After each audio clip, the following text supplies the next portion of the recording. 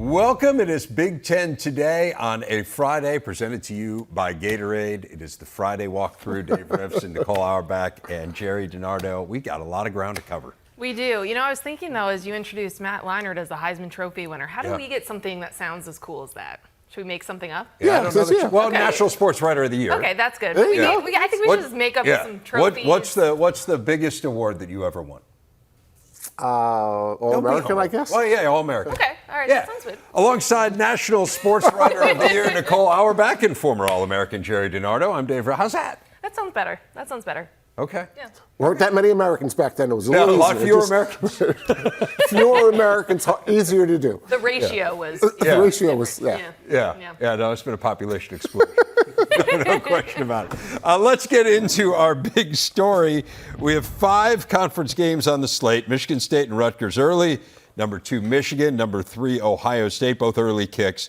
6th-ranked Penn State plays on our air, 3:30 Eastern. Illinois and Maryland in that mid-afternoon window as well. And Iowa and Wisconsin is the latest game of the day, starting at 4 Eastern.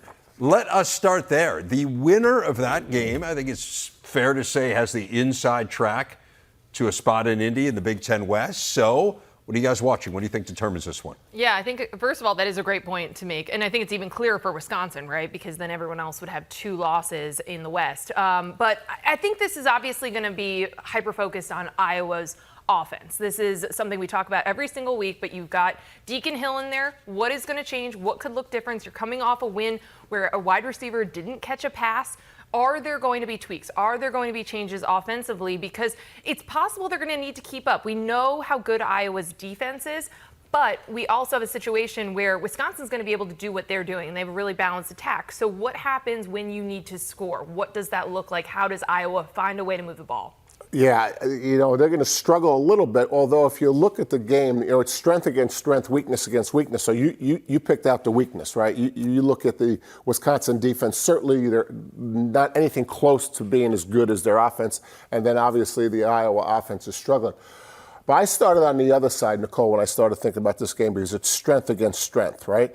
This air raid that's ranked 9th in the conference in passing and 1st in the conference in rushing isn't really an air raid. But they may have to be partly air raid this week, maybe more so than any other defense that they played against. So to me, it'll be intriguing. And then to go back to your Iowa offense, they're going to have to throw it some too. I mean, we don't know what it's going to look like now that they're changing quarterbacks. But I'd say to you that the game will probably be won when the 2 strengths are playing against one another, Wisconsin's offense and Iowa's defense. Now, why do you say that? Because you often are someone who says, let's look at the offhand. And maybe the team that's better with their offhand wins the game. So why? I'm just curious why you assess this one and say it comes down to the strengths. Well, because with the strengths by unit, right? So I'm saying Wisconsin's got a better offense than their defense, and obviously Iowa's. Because the offhand, when they have the ball, may be the determining factor, right? So I would stay with the offhand concept because I don't expect Wisconsin just to run through this Iowa defense, right? I do expect them to execute and move the ball, but it might come down to, as you said, the offhand when throwing the ball. Well, throwing the ball is interesting to me because isn't it surprising to you that Tanner Mordecai only has 3 touchdown passes? Yeah. That's surprising to me. And the lack of the explosive plays. Again, I know we keep bringing up the air raid, even though they've been mostly on the ground, or at least very evenly split. But the lack of the offensive passing plays, explosive passing plays, has been surprising. Lack of touchdowns. So at some point, I feel like that will turn around just based on Tanner Mordecai's skill set, right? Yeah, and I tell you, Nicole, when we were there in August, I give Phil Longo and Fickle so much credit for making this work, right? Because this was new territory for Luke, right? I mean, this was an offense that he wanted to embrace during the offseason. They didn't know where it was going during spring. They didn't know where it was going in fall. We visited with Phil Longo and both of them. I think as a head coach and offensive coordinator in a first-year program, this is a tremendous X and O story, how they have developed this offense. Phil Longo doesn't care if he's 9th rushing, right? 9th passing, right? They're first in rushing, and that's kind of what it's been like at Wisconsin for a long time, just out of a different formation.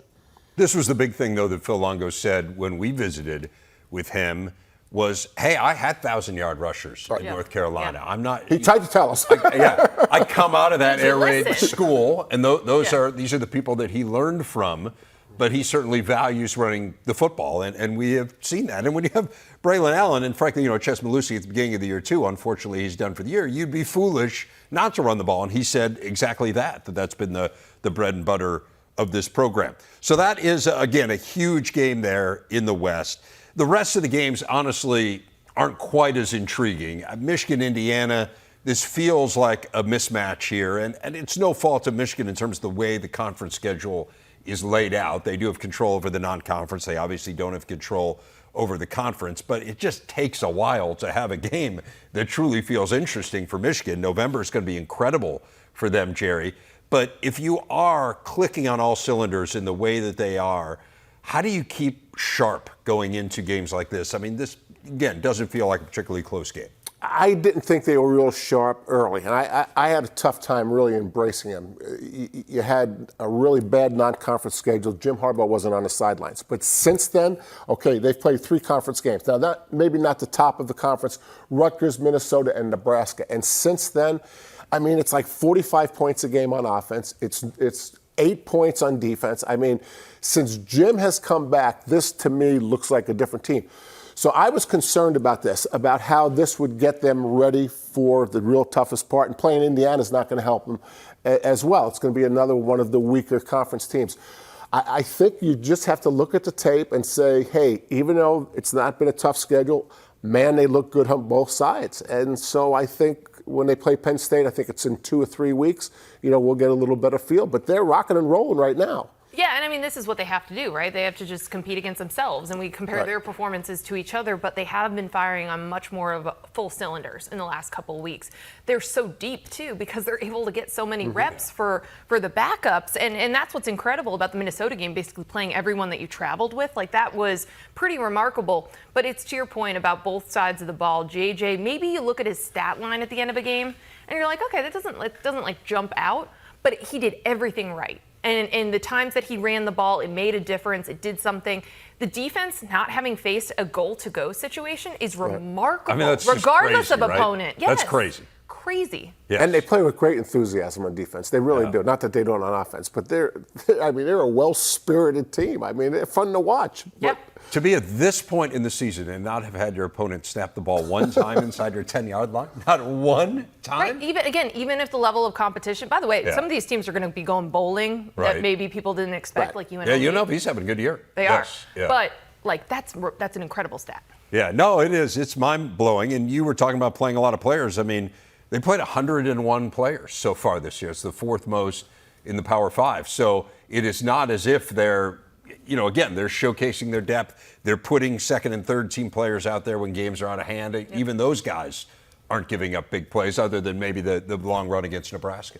And there's a mental challenge to this thing. Winning it 3 years in a row, I mean, there's good and bad to that. I mean, the good is you're in a position to do it. The bad is mentally you could think it's automatic or you're complacent. You're running out of fingers for rings. I mean, it's, and so they've overcome that. And maybe the crises early in the year was maybe the best thing that happened to them.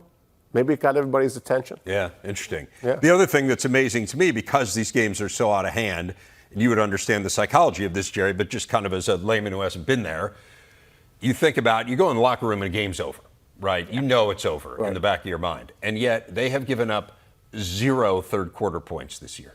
0. Yeah, that's a great stat. So you come out of the locker room for games that are over, and you're still totally focused. I think it speaks to the buy-in across the board. And I think that they take a lot of pride in things like that. They take a lot of pride in that defense. They take a lot of pride in the offensive line and the depth that they can have, right? Like, they focus on all the things that coaches, I think, really enjoy, which is why these coaches who have played Michigan are raving about the team that they play, right? PJ Fleck saying this is like the best team that he's played in 11 years. Because I think it's all those little things that you see. You mentioned enthusiasm. Like, it's just what you want to see out of a team that's this good, this stacked, regardless of competition.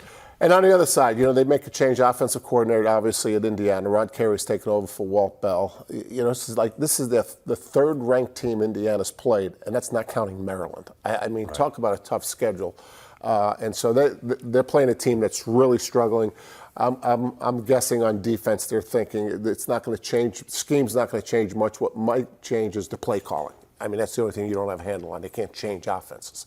Right. Yeah. And again, they had a bye week. Excuse me. So a little time to figure it out. But it's a tough spot, no doubt, for Indiana. Although you look at how they played Ohio State, 23-3. It was certainly not a blowout.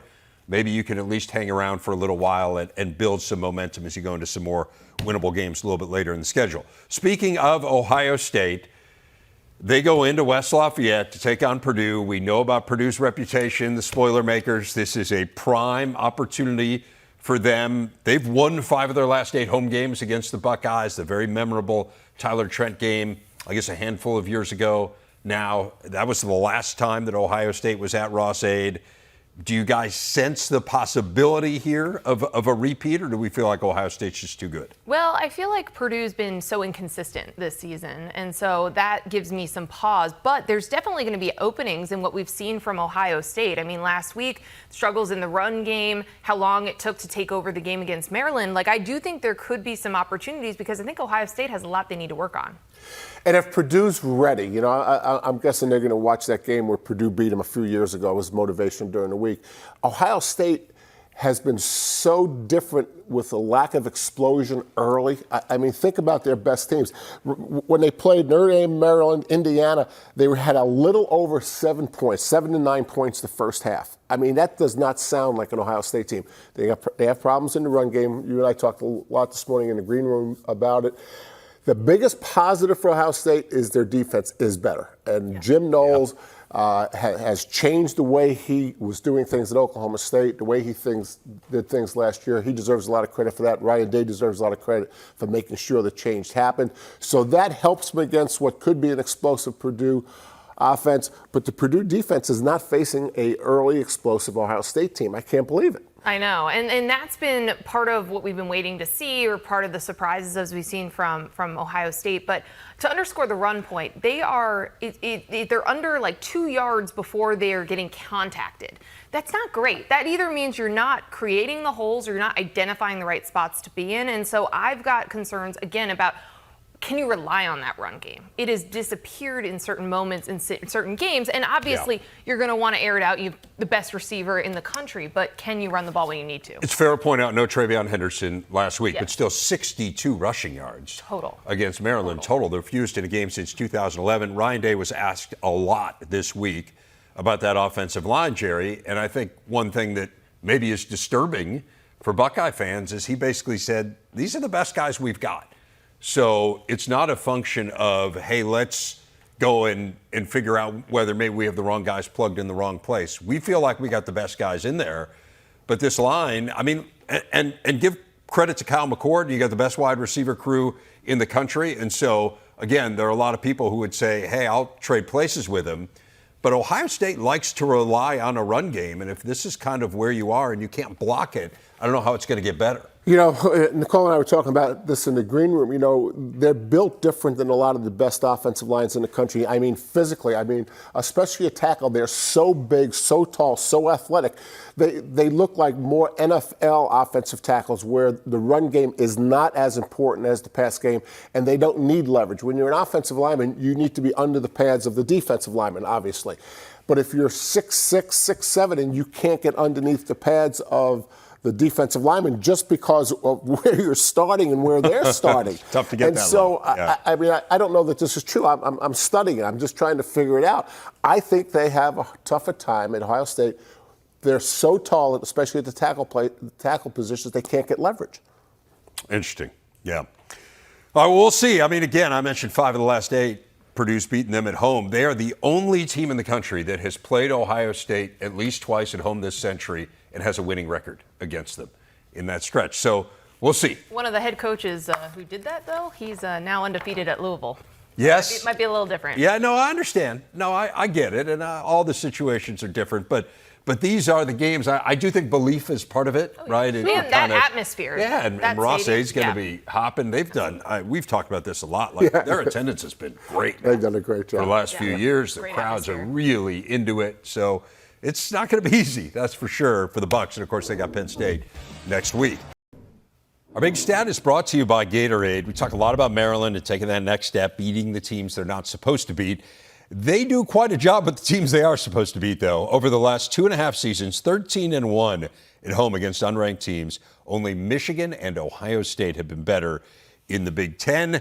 They get unranked Illinois tomorrow. Do you envision this trend continuing? I do. I still believe in this Maryland team. You and we've been really high on Maryland high this on year. Maryland.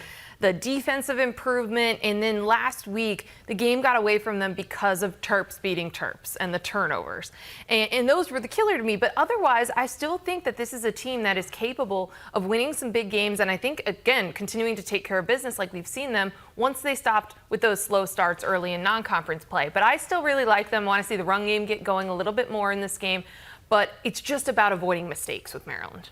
I was going to start with Illinois, but since you guys brought up Maryland, you know, a week ago, several people thought that this game against Ohio State was going to be a program-defining game. It was potentially program-defining. It would have been. Had they won the game. I did not interrupt either one of you. Okay. Well, sometimes interruptions make for better conversation. Okay.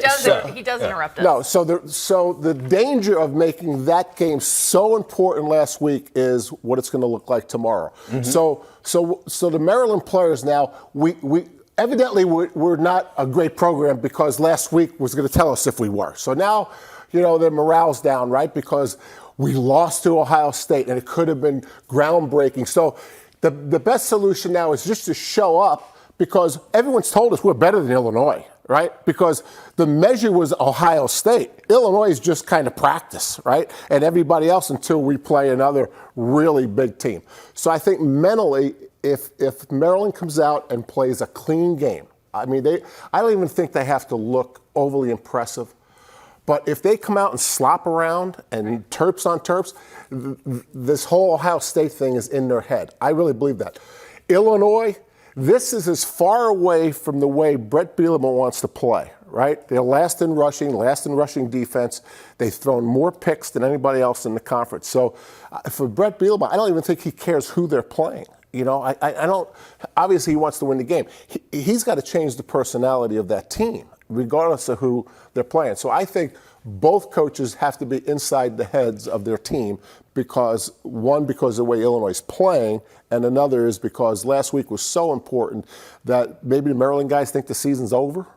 I don't think that's true. Okay, no, probably not. I just want to make sure you're done. Yeah, I'm done. I'm sorry. Okay, because I'd hate to step on one of the great orations of the 21st century. So you guys don't believe what I said about Maryland? You don't buy any of that? That there would be such a letdown this week? No. No, because I you're don't. misconstruing the point. The point isn't.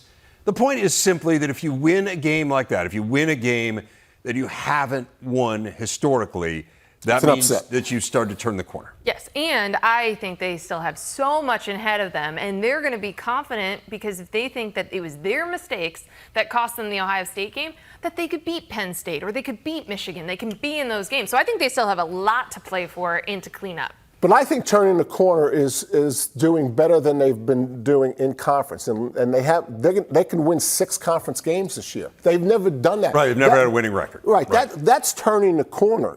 That's more important than beating Ohio State and losing down the road. No, I think it's in my opinion. No, it matters. Yeah, who I you disagree. Beat. You got to beat so one of the big. if you're saying if you could beat Ohio State and lose to Illinois, or lose to Ohio State and beat Illinois. You would rather. No, let me make the trade. I'd rather lose to Ohio State and win 6 conference games than beat Ohio State and win 3 or 4 conference games. That's what I mean. I think I make the opposite. Especially because everyone's saying this isn't a great Ohio State team. Yeah, but it still says Ohio State. I understand. And this has been the thing with Maryland. It's like, okay, they're getting better and better, but not against the big boys, not in November, not in the game. If you're saying 3 fewer wins to beat Ohio State, I guess I would say no. I want to win 6 conference games at Illinois, at Maryland. Yeah.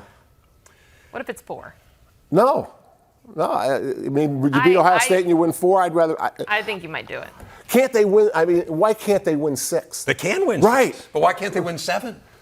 Because they're still not there, maybe. I don't know. But I think if you look at the other 6, they're all matchup opponents.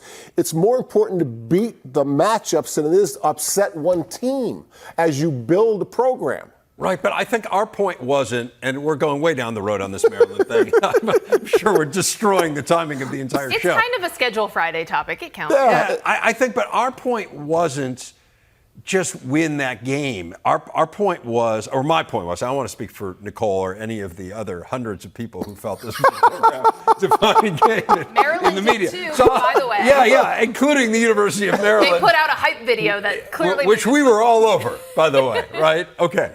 But my point was simply that if you're going to take the next step as a program, you have to start winning one of these games somewhere along the way.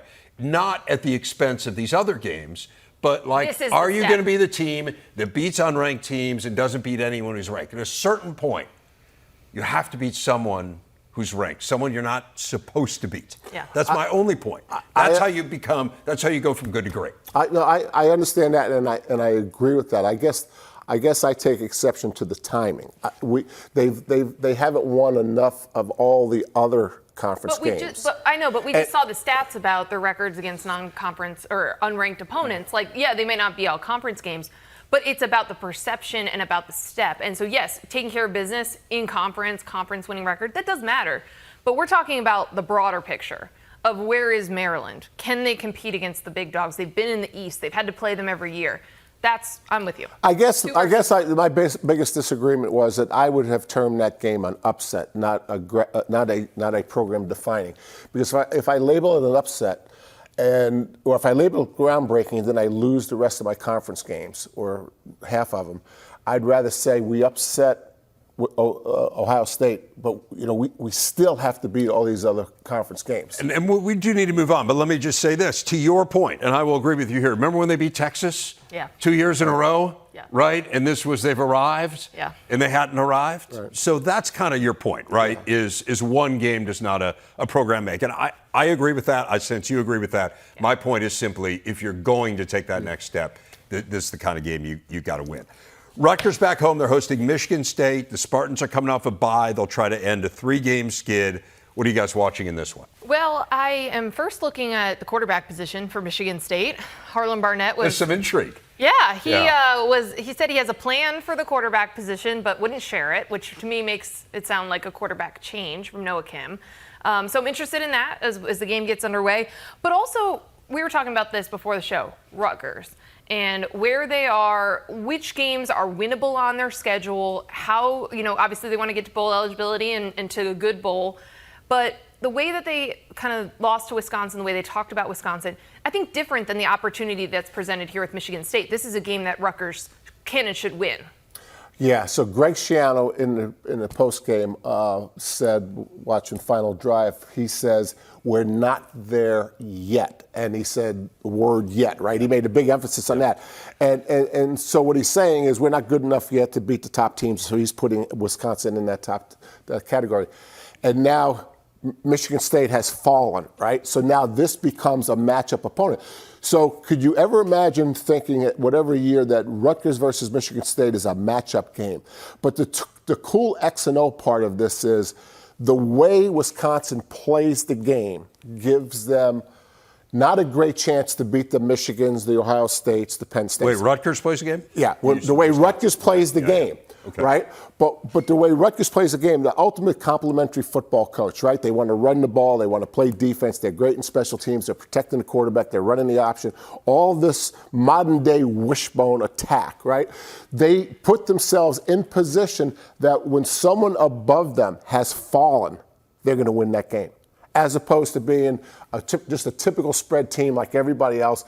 Greg Schiano has this image that is going to allow him to compete now with anyone he catches or anyone that falls. I think it's so cool. This whole scheduling situation is totally cool. Well, and it's a really good point because even if you look at the final margin or the way the games ended against Michigan or Wisconsin, they're in those games for a very long time because of what we've been talking about. And that's why we've been so impressed by the defense and the run game, the commitment to the run game.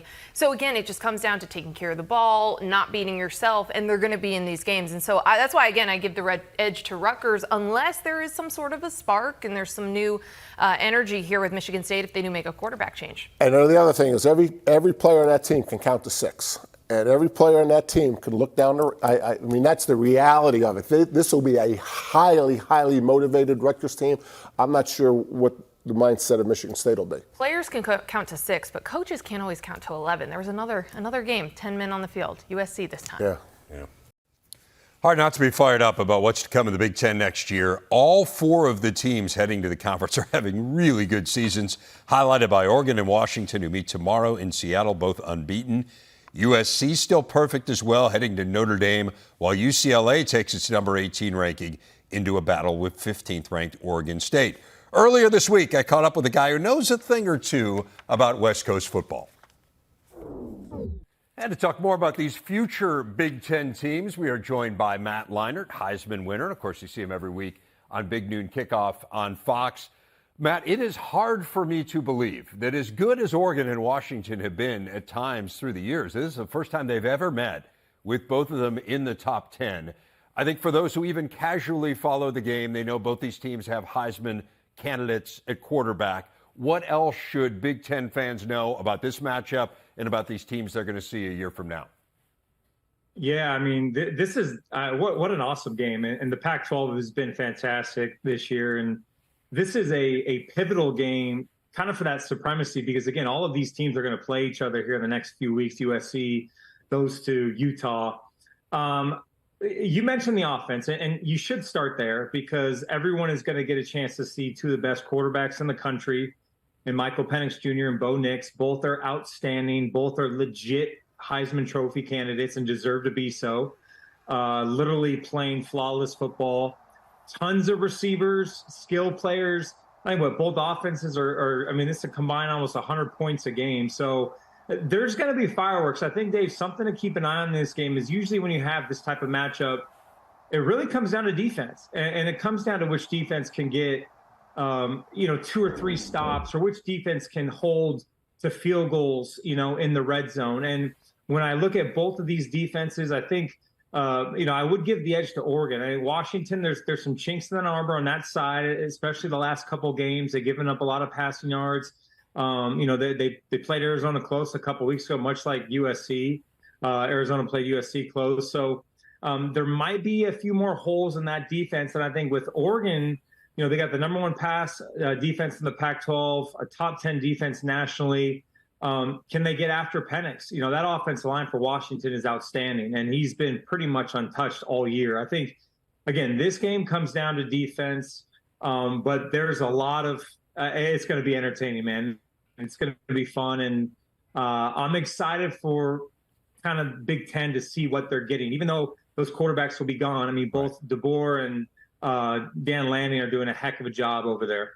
Yeah, very, very excited to watch that game. And yeah, to your point, I mean, Oregon, there's 2 teams in the nation, top 10 in scoring offense and scoring defense, and Oregon is one of them. Georgia's the other. Yep. So, yeah, I mean, obviously Dan Lanning, defensive guy, but has really done a good job both sides of the ball. Interested in USC, of course, going to Notre Dame. I know you'll be there with Big Noon Kickoff anytime that the Trojans are playing. I know it's of particular interest to you. It feels like Notre Dame maybe has been exposed a little bit here over these last few weeks, but we have seen USC struggle mightily on defense. So I know that's the big matchup. But for people who haven't watched Caleb Williams this year, first of all, I don't know why you wouldn't have watched him, but let's just say hypothetically you haven't. I mean, the numbers are crazy, Matt. Just fill people in on how good he has been. He's special. I mean, it's hard. You're kind of running out of adjectives to describe him because every week, even last week, if you watch that tape against Arizona, he actually struggled kind of throughout the game. They did a really good job of kind of limiting him, but what happened at the end? Superman kind of took over the 2-point conversion, some of those plays at the end when they needed him the most. It's just what he does. He is. I said this a couple weeks ago, and I stand by it. I think he's the best college football quarterback prospect that we've ever seen that will come out. Now, again, I think it translates obviously next level, but I just think what we've seen and what he can do, there hasn't been anyone better than him at the collegiate level and what he's doing. The numbers are ridiculous. And not a ton of help from the defense, as you said, Dave, especially the last couple of weeks. So he's going to have to put this team on his back once again in South Bend. And I agree with you. I think Notre Dame, I don't want to say they're overrated. It's a good football team. They've kind of run into a tough part of their schedule, but I've been there. I've played there. It's tough. They got a really good defense. If they can slow down Caleb Williams, we know that USC's defense struggles. We know that Estime and that Notre Dame rushing attack is very good. So it's going to be a great one at night. My first time back since the Bush Push game, going to a game there, so that'll be fun. But super fired up. It's a big weekend for both schools. I was going to say, when you said that you had played there, I mean, was that a memorable game at all? I mean, it seems to have slipped most of our, just moderately memorable last time you were there. Yeah, unbelievable. Should be a really compelling atmosphere, and it's always big when those two get together. Hey, I do want to ask you about UCLA, and we were talking about Oregon. You expect Oregon to be good defensively. UCLA suddenly has turned into a really good defensive team as well. D'Anton Lynn, who we know from his playing days at Penn State, new defensive coordinator, has really done a fabulous job. You got Dante Moore running that offense for Chip Kelly. What do they need to focus on as they head into Corvallis to come out of there with a win? Yeah, I mean, look, I think UCLA is getting slept on. That's a team that, and I love Chip. I mean, Chip has done an incredible job there, and he's really just doing it his way. They're not really focused on NIL, and he's just kind of he's building the program the way he knows how, and it's paying off. Their defense, as you said, is outstanding. Latu, maybe one of the best, maybe the best pass rusher in all of college football. They've been stout. Dante Moore continues to get better every single week. He's uber talented, true freshman. They can run the ball effectively. It's a good team. Corvallis Oregon State is tough, and to go up there is challenging. It's one of the hardest. Even when I was playing, it was one of the harder places to play in the Pac-12 for whatever reason. It just nothing good ever happened in Corvallis. There's not a lot to do up there, but the job Jonathan Smith has done with that team too, and I'll say this, Dave, there's kind of the big three when you look at, Oregon, Washington, and USC right now. Utah, to me, is just who knows when Cam Rising's going to be back. But there's two or three teams right there in the middle with Oregon State, even Washington State, even though I know they lost, and UCLA that are all kind of have pivotal matchups to kind of move up in that pecking order. This is one of those massive games to kind of stay in position and stay in the competition for the Pac-12. So that's going to be a really good one as well. Matt, I do want to ask you before we let you go, you mentioned the big three in the Pac-12. There's clearly a big three right now in the Big Ten as well. So let's talk about those teams that are currently in the league with Ohio State and Michigan and Penn State. Those three, the order right now seems to be in most people's minds, Michigan, and then some version of Ohio State and Penn State. How would you stack them up? Like, rank them 1 through 3 based on what you've seen so far? Yeah, it's, I've been leaning on Penn State the last couple weeks just because I know they're clearly, one, they've been dominant and their strength of schedule is tougher than Michigan's. I don't know. Michigan, to me, is kind of taking over that top spot. And look, deservedly so. They've been the cream of the crop the last 2 years. They've been in the playoff. They won the Big Ten championship.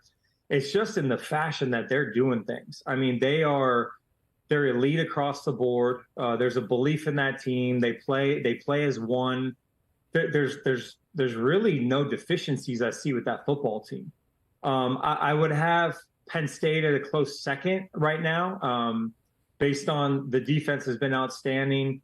I'd like to see more from their offense. I think at times they get a little stale. I think they have a lot of weapons, and they got to figure out how to use those running backs and use Drew Aller's arm. But I think Penn State is going to be right there, and that's a big one next week. And then with Ohio State, and we were just in Columbus last week, and I have my questions with Ohio State. I think the defense is much improved, but offensively, the offensive line is shaky. I think at times. They don't run the ball extremely well right now. I think Kyle McCord has been really good. I think Kyle McCord is growing every single week and actually been a bright spot. A lot of pressure and expectation on him, but he's been pretty good. It just doesn't feel like an Ohio State team that we've seen in the last couple of years with the explosive plays and some of the explosive run game and all that. And maybe they'll get there, but they get Penn State coming up, and that's going to be a massive battle. So the way I kind of see it, I think Michigan and Penn State are 1A, 1B, and then Ohio State's just behind them. Well, the Buckeyes, as you say, they'll have a chance to change your opinion next week when they take on the Nittany Lions. It'll be a huge, huge game and one we're looking forward to. Matt, have a ton of fun on your return to South Bend. If you get down around the goal line, I'm sure there are a lot of Irish fans who would push you in the opposite direction this time. Yeah, and I will be talking a lot of smack to Brady Quinn this weekend too. So I'm sure you will. I would expect nothing less. Matt Leinart, thanks a lot for your time. Appreciate it, man. Tomorrow, I'll kick off the day with Big Ten tailgate. Then it's a football doubleheader, Michigan State and Rutgers, and 6th-ranked Penn State hosting UMass. In primetime, a marquee Saturday night volleyball showdown between the 13th-ranked Nittany Lions and the 2nd-ranked Huskers. Final drive wraps up the football day, all tomorrow, only on the Big Ten Network in the Fox Sports app. We haven't really talked about that Penn State game. They do not figure to have much trouble with UMass. That being said, what are you watching in this game? Well, it is scheduled Friday, so I would go to the schedule. So here's how they're getting ready for Ohio State, right? They had a tough game against Northwestern. Then they have a bye, and now they have UMass, and then next week it really kicks up. So not a great way to lead into that big game. I'm expecting a lot of one-on-one this following week before they get ready to play Ohio State. Yeah, I'm interested to see what we see in the vertical passing game. It's been a subject. A little bit of a topic this week? Yeah, I've heard just a little bit James Franklin's thoughts on that, but I do expect that against this type of opponent, you could probably air it out a little bit. I did mention this yesterday. I think it bears repeating. There's no team in the country that's given up more plays of 20 yards or longer than UMass. So if you can't get those big plays, if you can't get those gash plays against the Minutemen, maybe there is an issue with the Nittany Lions. Again, we know how good they've been on defense, and the offense, Drew Eller, he's done what they've asked him to. He hasn't turned the ball over at all, so there's a lot of positive there, but the big plays haven't been there. Finally, we heard Matt and his thoughts on Oregon, Washington. I want to get your take on what's an enormous game. Yeah, I mean, I think this has potential to be the game of the year. And, both of these teams are really national championship caliber teams. We're going to learn a lot about the defenses, but you've got the two best offenses in FBS and two Heisman Trophy caliber quarterbacks. So I'm excited for this. The winner of this, the Pac-12's deep, but they'll be, in my mind, the favorite to win it to get to the CFP. Yeah, I don't know anything about them like you do, Nicole, but I know about the two quarterbacks. And for fans that are struggling with the transfer portal, if you're a parent and you've seen Bo Nix and Michael Penix Jr. transfer, and now before they transfer, they weren't anywhere near being a Heisman Trophy candidate, and now they are. There's a lot of really positive things about the portal, and when those two quarterbacks play one another, that's a great example of it. They're both success stories for that, too. And Michael Penix reuniting with Kalen DeBoer, also a model that others have followed. That's going to be a great game. That game is going to be a ton of fun to watch. And again, as you say, remember, just the top two in the Pac-12 are getting into that championship game. So inside track for sure for whoever wins it. We will see you for all the football tomorrow. Cannot wait. See you then.